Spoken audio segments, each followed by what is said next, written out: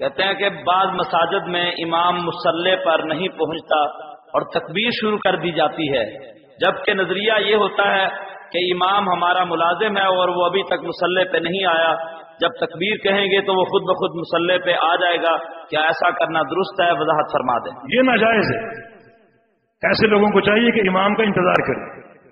جب آپ نے امام کو مصلی امامت دے دیا ہے تو وہ بڑا ہے اور آپ چھوٹے ہیں، وہ آپ کا ملازم نہیں، اور امام جو ہے وہ اگر 1-2 منٹ کی 2-4 منٹ کی تاخیر بھی کرتا ہے تو یہ قابل برداشت ہونا چاہیے۔ کوئی شخص یہ نہ کہے کہ میں متولی ہوں اور میرا ہاتھ اونچا ہونا چاہیے، اس نے تاخیر کیوں کی؟ نہیں، تاخیر ہو سکتی ہے اور وہ تاخیر برداشت کرنی چاہیے۔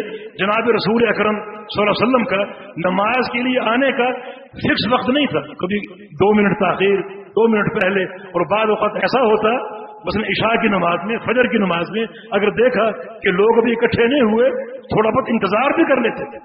تو اس لیے امام کے آنے کا انتظار کیا جائے۔ امام اگر نہیں پہنچا اور آپ نے اقامت شروع کر دی، اس میں واقعی یہ ذہن کار فرما ہے کہ ہمارا ملازم ہے، اب تک کیوں نہیں آیا، اس کو آنا چاہیے، اور یہ بات غلط ہے اور ایک گستاخانہ حد تک بندہ